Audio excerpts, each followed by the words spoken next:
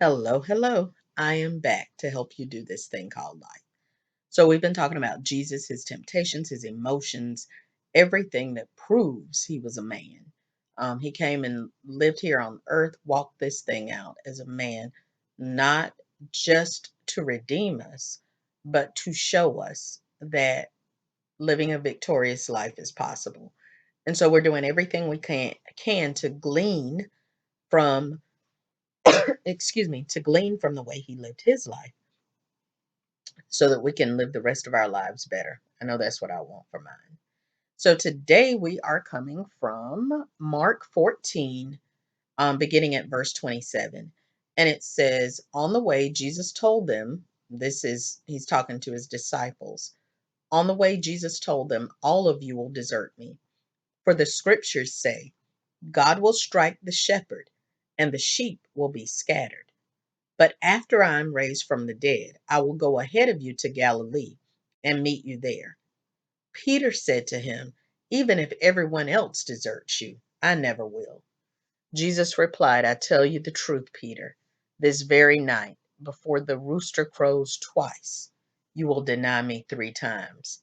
I'm sorry, you will deny 3 times that you even know me. Let me read that again. Jesus replied, I tell you the truth, Peter, this very night, before the rooster crows twice, you will deny 3 times that you even know me.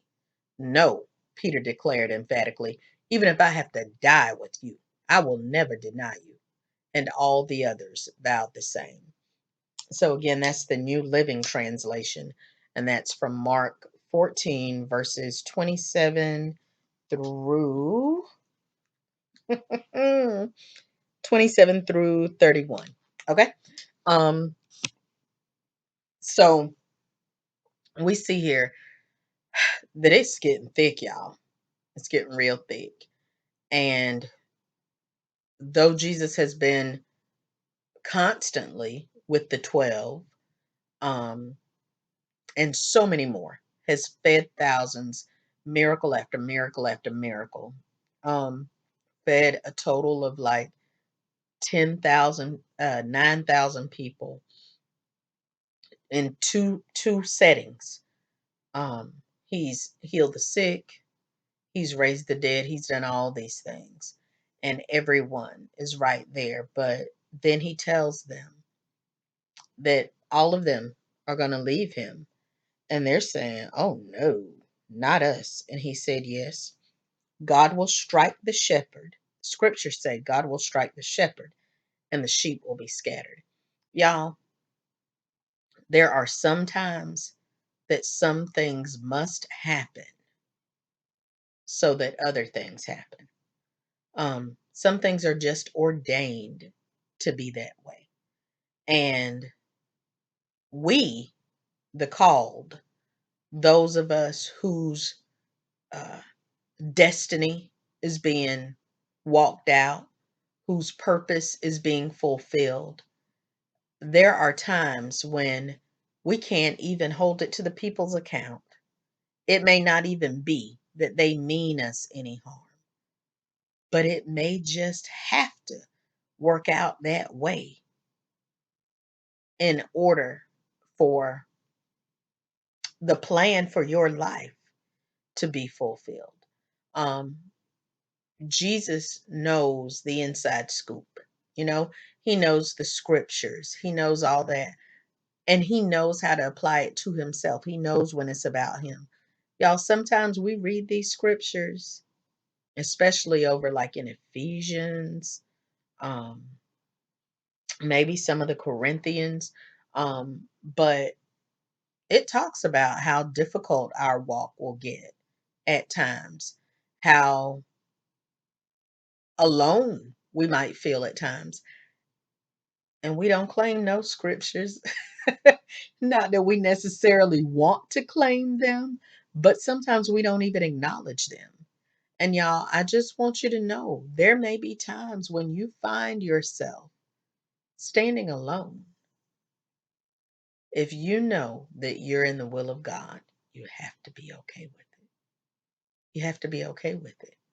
Um, Jesus knew what was going to happen. He knew what the scripture said.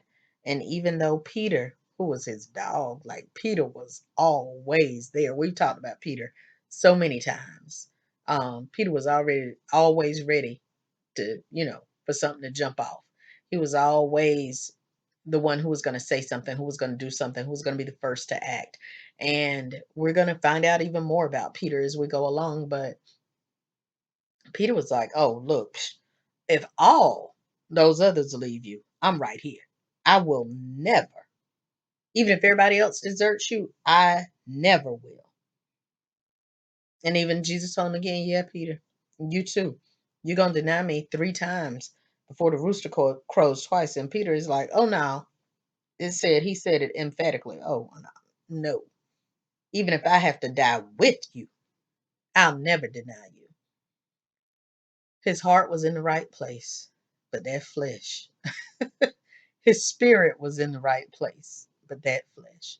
And y'all, sometimes there are some things that people have done um, to me that hurt me.